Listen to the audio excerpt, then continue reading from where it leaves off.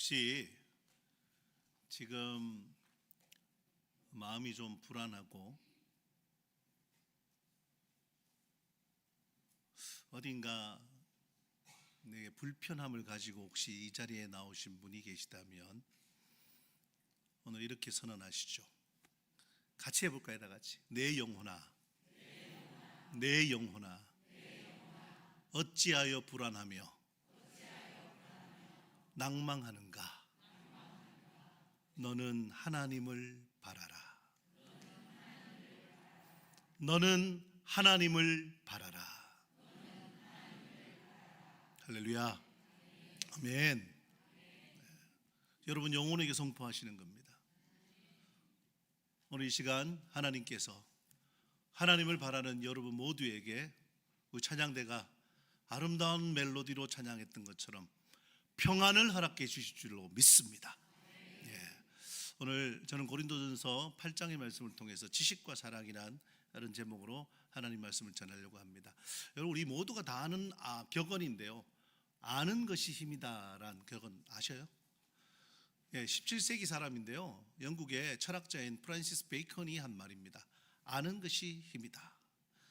근데 17세기에도 이게 격언이었는데 오늘 21세기에는 이건 진리입니다. 그렇죠? AI가 모든 걸 다 압니다. 사실 우리 목사님들이 굉장히 자랑스럽게 여긴 게 뭐냐면 방에 많이 꽂힌 책을 굉장히 자랑스럽게 여기셨어요. 목사님 댁에 가면 저희도 다른 목사님 집에 가면 책 구경하는 게 일이었어요. 책이 집 한쪽 벽면 혹은 3면을 다 채우고 있는 그런 목사님도 있어요.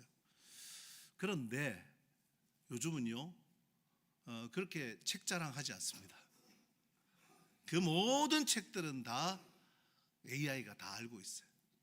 내용 하나하나까지 분석하고 연구하고 조사해서 딱 요약해 줍니다. 정말로 아는 것이 힘이 되는 시대를 우리가 지금 살아가고 있습니다. 그래서 세상은 누가 더 먼저 아는가, 또 누가 더 새로운 걸 아는가, 이게 힘이고 이게 권력이고 이게 경제인 시대가 바로 우리가 지금 살고 있는 이 시대입니다. 미국의 나르파라고요. 그게 뭐냐면 국방고등연구계획국이래요. 이름도 길어서 제가 말하자면 이전까지 나오지 않은 지식과 기술을 연구하는 곳이에요. 그곳에 있는 한 기관 중에서 IAO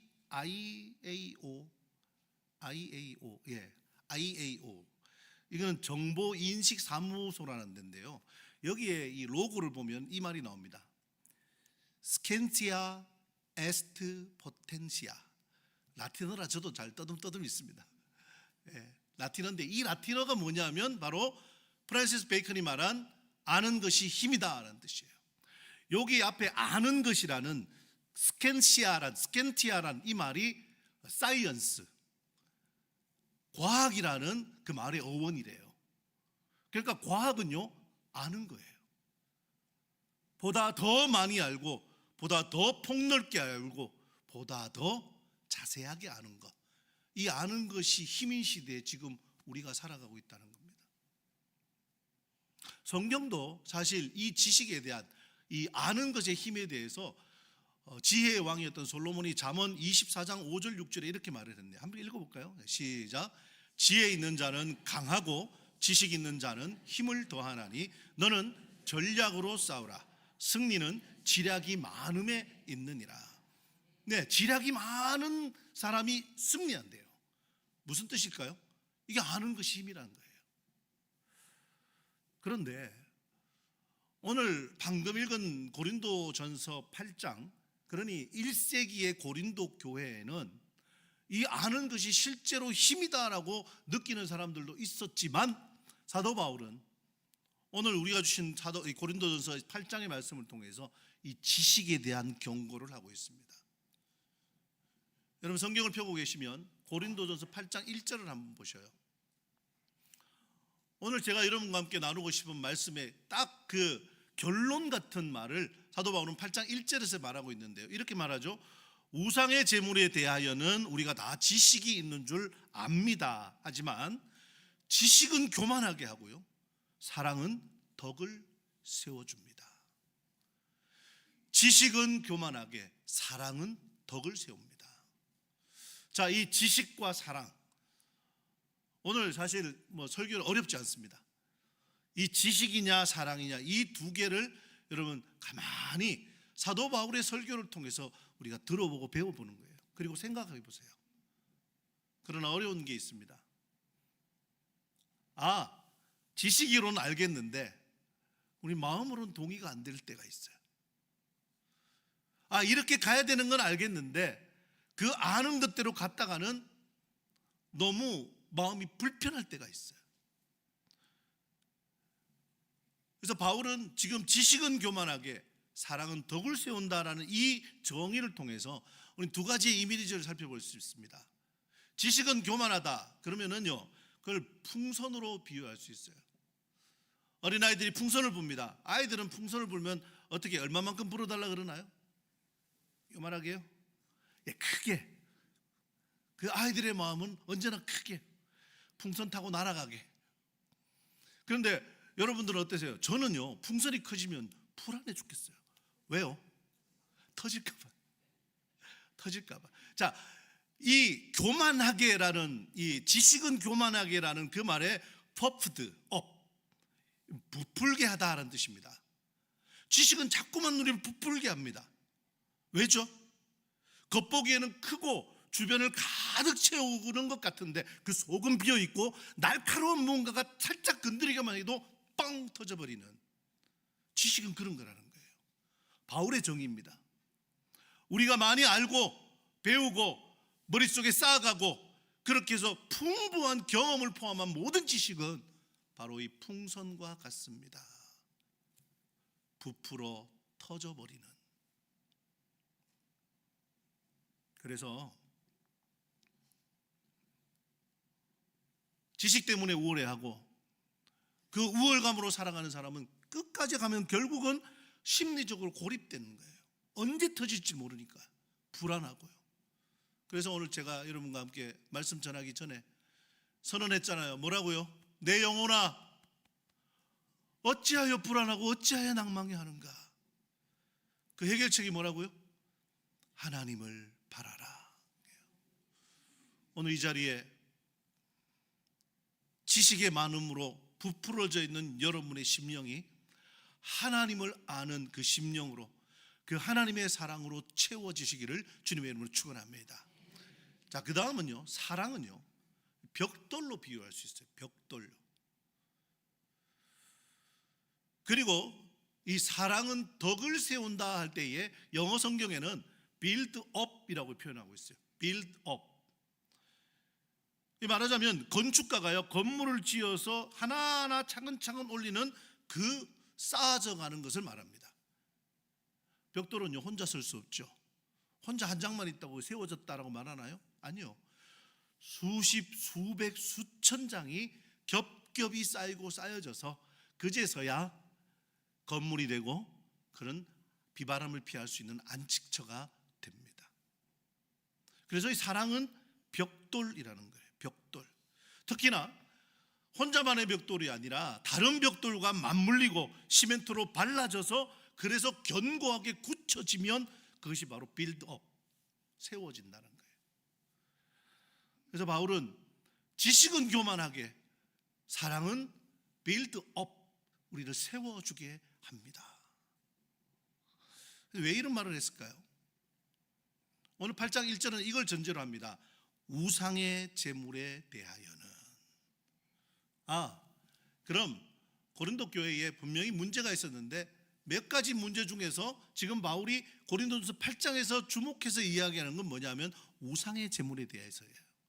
그 뒤에 계속 쭉 내용을 보면요, 먹는 문제에 대해서 말하고 있습니다. 음식에 대해서요. 음식에 대해서 말한 것을 가만히 살펴보면은 많이 먹는 게 문제인가요? 아니요. 무엇을 먹느냐가 문제였어요. 1세기 고린도 그 도시에 나오는, 시장에 나오는, 우리 아고라라고 합니다. 그 아고라 시장에 나오는 모든 고기는 거의 대부분 우상의 신전, 말하자면 고린도 교회 도시에 있는 그 신전에 바쳐졌던 음식, 그 고기들이 다 시장으로 나온답니다. 그래서 그것을 사 먹으면 알고 사 먹든지 모르고 사 먹든지 모든 고기는 다 우상의 신전에 바쳐진 거예요. 자, 고린도 도시에 사도 바울이 전도했습니다. 전도를 받아 복음을 듣고 예수를 믿은 사람들은 이제 세상에 신은 한 분밖에 없는 줄 압니다. 누구죠? 하나님. 그러니까 우상은 그냥 돌덩어리고 나무 막대기예요. 우상에게 바쳐진 재물, 그건 아무것도 아니야. 왜냐하면 우상이 아무것도 아니니까. 그건 우리는 먹을 수 있어 라는 그 분명한 확신과 지식을 고린도 교회 성도들이 가지고 있었던 겁니다. 그런데 반면에 이제 막 복음을 영접하고 이제 막 교회에 들어오는 초신자들은 아직도 여전히 우상이 두려워요. 제사 안 지내면 망할 것 같고, 조상신이 찾아와서 뭐 야단칠 것 같고, 꿈에 뭐 이상한 꿈만 꿔도 막 이상해진 것 같고, 그런 연약한 사람들은 어떻게 해요? 우상의 제물을 먹는다는 이 자체부터가 두려운 거예요. 그런데 먼저 예수 믿은 사람이 고기를 너무 맛있게 먹어요. 고기 맛있잖아요. 그죠? 너무 맛있게 먹어요. 저건 우상의 제물인데, 저걸 먹으면, 그런 연약한 성도가 분명히 있다라는 거예요. 바울은 그걸 알았습니다. 그래서 고린도 교회 안에 그 분쟁, 먹느냐 먹지 않느냐라는 그 분쟁, 바울은 그것을 지식과 사랑으로 설명했습니다. 그런데 제가 오늘 1세기 고린도 교회는 그랬는데요, 지금 21세기 우리 한국 교회는요, 우리 구미종합교회는요, 먹는 게 뭔가 문제인가요? 너무 많이 먹는 게 문제죠. 예, 제가 지난 겨울에 너무 많이 먹어서 다시 살이 쪘습니다. 무엇을 먹느냐의 문제보다도 오늘날 이 시대의 우상의 제물이 뭐냐라는 거예요. 제가 오늘 여러분과 말씀을 나누면서 더 중요하게 여러분과 나누고 싶은 문제는 바로 이겁니다. 오늘날 나의 우상의 제물은 무엇인가 하는 거예요. 오늘 제가 제시해드린 한 4가지를 보고 여러분, 고린도 교회가 이렇게 고민하며 바울에게 편지에서 물어봤던 이 질문처럼 오늘 우리도 지금 말씀을 통해서 진리가 지식을 가리키는가 사랑을 가리키는가를 한번 판단해보고 여러분이 성경대로 여러분의 삶을 잘 분별하시기를 주님의 이름으로 축원합니다. 자, 첫 번째, 이 시대의 우상의 제물은 가장 많이 얘기할 수 있겠죠. 한국 교회에서 특히나요, 음주와 흡연의 문제예요. 술 마시는 거. 어떤 분은 그러더라고요. 술 취하지 말라, 이런 방탕한 것이니 성령의 충만을 받으라. 취하지만 않으면 되지 않습니까? 굉장히 좋은 지식이라 그랬습니다. 제가 담배 이야기는 성경에 나오지도 않습니다, 목사님. 예, 성경을 많이 보셨네요. 예, 성경에 안 나오더라고요. 담배 얘기는 안 나오더라고요. 하지만 생각해 보십시오. 어떤 분은 저한테 물어보면 목사님은 뭐 술 안 마시시죠? 제가 다시 여쭤봤어요. 저 혼자 말을 말씀하시는 겁니까? 아니면 한국에 있는 모든 목사님을 다 말씀하시는 겁니까? 그러니까 박훈 목사님 말이에요. 저는 안 마십니다. 저는 체질적으로도 안 맞고, 저는 뭐 술하고는 별로 관계없는 삶을 삽니다. 담배도 물론이군요. 그렇게 얘기했는데 그분이 질문하신 분의 생각은, 마음은 어떤 목사님은 마시기도 하고 피우시기도 하던데 라는 거예요. 그러면서 그 지식이 옳으냐 그르냐를 판단하고 있는 거예요, 지금. 여러분, 뭐가 더 중요하겠습니까? 뭐가요? 바울이 중요하게 여기는 것은 바로 그것 때문에 연약한 형제의 양심, 이제 갓 복음을 받아들이고 이제 처음 신앙생활하는 그 형제가 흔들리느냐 실족하느냐, 이게 문제라는 거예요. 이게 더 음주와 흡연의 문제는 오늘날 우상의 제물과도 같습니다. 하나 더 살펴볼까요? 지금 미디어가 많이 보편화되어 있습니다. 언제 어디서든 손에 들고 모든 미디어를 감상할 수 있는 시대예요. 유튜브와 넷플릭스 여러 가지 OTT 서비스를 통해서 온갖 영상을 다 접할 수 있는 이 시대입니다. 바로 이 시대에 여러분, 나는 문화적으로 내 자유를 누릴 수 있어. 나는 이 영상과 이 모든 메시지를 소화할 수 있어 라고 자신할 수 있습니다만은, 그것 때문에 청소년들이나 믿음이 연약한 사람들이 실족하게 된다면 어떨까요? 안 보실 수 있나요? 포기할 수 있나요? 그 내려놓을 수 있나요? 여기서 한 번 더 나가 볼게요. SNS요. 인스타그램이나 페이스북이나 많이 아시죠? 거기에 우리는 사진이나 영상이나 정보들을 올립니다. 올릴 때 혹시 나를 과시하기 위한 이런 여러 가지 사진이나 영상 올리지 않나요? 물론 내 돈 갖고 내 마음대로 하는데요. 그건 지식입니다. 그건 자유이고 권리입니다. 누릴 수 있죠. 하지만 여러분, 그것 때문에 믿음의 공동체 내에서 경제적으로 어려운 형제가, 또 마음이 지금 힘들어하는 사람이, 특히나 지금 선거철입니다. 내 주장이 누군가의 주장과 부딪히게 된다면 여러분, 이건 신앙적으로 굉장히 우상의 제물이 될 수 있다는 사실입니다. 내가 자유와 권리를 누릴 수 있죠. 내가 판단하고 내가 성경적으로도 아무 문제가 없다는 것을 나는 알죠. 하지만 그것 때문에 누군가가 마음이 아프고 힘들고 실족하게 된다면 바울은 이렇게 말합니다. 그도 그리스도께서 핏값으로 주고 사신 형제인데 그를 실족하게 하는 것은 죄다, 이렇게 말합니다. 마지막으로요, 우리 여기 직장인들이 많으시잖아요. 혹시 가지 말아야 될 장소에 가시는 경우도 있죠. 아니, 어쩔 수 없이 가야 될 때도 있습니다. 그런데 나는 가도 돼 하고 그런 확신 속에 참여한 그 자리가, 바로 그 위치가 어떤 누군가에는 그의 신앙적 기준을 완전히 흔들어 버리는 그런 모습이 될 수 있다라는 사실. 물론 여러분, 내가 할 권리와 내가 할 자유가 있는가라는 그 질문 앞서 여러분, 이 질문을 먼저 해보시죠. 내 이 행동이, 내 이 말이 나를 바라보는 혹은 나를 알고 있는 믿음의 형제 자매를 세워주는 사랑인가 아닌가를 한 번 더 생각해 보자라는 겁니다. 바울은 분명하게 말합니다. 자신도 복음으로 자유를 얻었다. 죄에 묶여 있었고 율법에 묶여 있다가 나도 복음으로 인하여 자유를 얻었다. 하지만 바울은 말합니다. 무엇이 옳은가보다는 무엇이 사랑인가를 묻는 삶이 오히려 더 중요하고 필요하다는 사실을 교회 공동체에 말하고 있습니다. 그냥 단순히 고린도 교회만이 아니라 모든 교회에 바울은 똑같은 말을 하고 있거든요. 오늘 읽었던 말씀 그 뒤에 보면요, 고린도서 8장 8절부터 9절을 보면 바울은 그가 스스로 얻은 자유에 대해서 이렇게 말합니다. 그런즉 너희의 자유가 믿음이 약한 자들에게는 걸려 넘어지게 하는 것이 되지 않도록 조심하라. 조심하는 거예요. 조심하는 거예요. 그리고 바울은 이 부분에 대해서 자신의 결심을 말합니다. 오늘 고린도서 8장 12절 13절 마지막 절에 보면 바울의 결심이 이렇게 나옵니다. 자, 만약에요,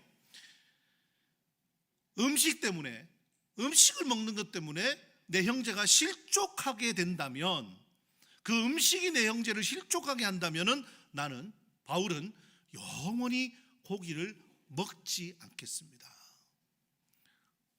고기 먹는 문제가 뭐 그렇게 심각하냐고요? 이때는 단지 고기가 음식일 뿐만 아니라 이 고기를 먹는다라는 것은 사회적 관계를 유지하는 것하고도 아주 밀접했습니다. 사회적 관계가 끊긴다 할지라도, 말하자면 여러분, 내가 사회에서 고립된다 할지라도 나는 형제가 실족하는 일은 하지 않겠습니다라는 얘기예요. 앞서 말씀드렸던 그런 몇 가지의 예는요, 뭐 음주와 흡연이라든지 SNS라든지 뭐 이런 미디어를 본다든지 이런 모든 것들요, 여러분 우리가 모두 누릴 자유가 있습니다. 왜요?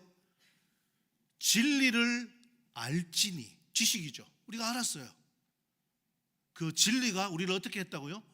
자유케 했습니다.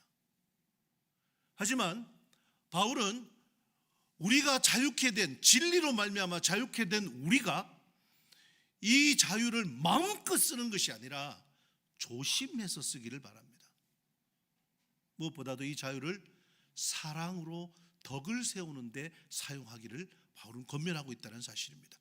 1세기 고린도 교회에 그렇게 권면했다면 오늘 21세기를 살아가는 우리에게도 우상의 제물은 분명히 문제가 될 수 있습니다. 형제를 실족하게 하고 다른 이를 마음 아프게 하는, 그 신앙의 기준을 흔들리게 하는 이런 것들을 우리가 자제하고 조심해야 되는 것. 그래서 여러분, 이 마지막 일을 한번 생각해 보시죠. 바울은 판단하고 그리고 옳고 그름을 나누기보다는 사랑하고 배려하기를 지금 교회 공동체에 요청하고 있다는 사실입니다. 가장 가까이 있는 여러분 가족들에게서요, 우리 아내분들께 제가 남편분들을 대신할 수는 없지만 한 가지 부탁드릴게요. 너무 많이 야단치지 마십시오. 알고는 있습니다. 알고는 있다고요. 근데 몸이 잘 안 갑니다. 사랑과 배려를 조금 더 해주시기를. 49대 51이라면 51을 사랑과 배려로, 49를 지식과 그런 교육으로 이렇게 삼아 주시기를 아내분들께 오늘 5월 마지막 날 부탁을 드립니다. 아멘 할 때까지 할게요. 굉장히 다루기 힘든 문제지만 사실은 고린도 전서를 보면서 이 문제를 꼭 제가 여러분과 나누고 싶었습니다. 제가 어릴 때 저희 동네에 절이 하나 있었어요. 동네 가운데 있는 절이에요. 마당이 굉장히 넓어서 제가 친구들하고 그 절 마당에서 굉장히 많이 놀았습니다. 그러면 이제 법당에 문이 열려 있을 때가 있거든요. 그럼 법당을 가만히 보면 거기 앞에 음식이 엄청나게 쌓여 있어요. 보신 적 있으세요? 음식이 층층이 쌓여 있어요. 뭐 과일도 쌓고 과자도 쌓고 사탕도 쌓아놨어요. 어떻게 그렇게 쌓는지 정성스럽게 쌓아놨어요. 가끔 가면 그 절의 주지 스님이 이제 저희한테 사탕을 하나씩 주셨거든요. 과자도 주시고. 저는 너무 맛있게 받아 먹었습니다. 제가 잘못했죠. 우상의 제물을 먹었잖아요. 제가 그때 교회 다닐 때였거든요. 그냥 우스갯소리 같지만요, 여러분 우리 일상에 이런 일들이 얼마나 많은지 모릅니다. 판단하고 정죄하고 비판하기 전에 사랑으로 어떻게 세워줄 수 있는가를 먼저 기억하자는 것이 바울의 권면입니다. 우리가 자유할 수 있다는 것은 먼저 우리에게 복음이 전해졌다는 뜻이고, 바꾸어 말하면 이제 갓 복음을 받아들인 어린 영혼의 신자들도 있다는 사실을 꼭 기억한다면 우리의 자유가 좀 더 절제된, 좀 더 조심하는 그런 자유가 될 수 있기를, 그렇게 자유를 사용하시기를 주님의 이름으로 축원합니다. 말씀을 마칠까요? 무엇이 옳은가 보다는 무엇이 사랑인가를 묻는 사람, 바로 그 사람이 더욱더 진리를 굳게 붙잡는 사람임을 꼭 믿으시기 바랍니다. 자, 바울은 이 이야기를 모든 교회에 한다 그랬어요. 그래서 오늘 이 이야기가 자유와 권리보다는 오히려 더 사랑으로 배려하고 사랑으로 섬기고 사랑으로 덕을 세우기를 간절히 바라는 마음으로 바울은 갈라디아 교회에 보내는 편지인 갈라디아서 5장 13절에서도 이렇게 말을 했습니다. 함께 읽어보겠습니다. 시작. 형제들아, 너희가 자유를 위하여 부르심을 입었으나 그러나 그 자유로 육체의 기회를 삼지 말고 오직 사랑으로 서로 종노릇 하라. 아멘. 이번 한 주간 여러분의 삶에, 여러분의 모든 자리에서 1세기 고린도 교회가 분쟁했던 그 우상의 제물의 문제 같은 것들이 있는가 가만히 살펴보시고 여러분 안에 있는 진리의 자유를 좀 더 조심스럽게, 왜냐하면 복음을 위해서요, 연약한 형제 자매를 위해서, 복음을 위해서 잘 절제하고 잘 참아내어서 그렇게 사랑으로 세워지는 저와 여러분, 우리 교회가 되시기를 주님의 이름으로 축원합니다.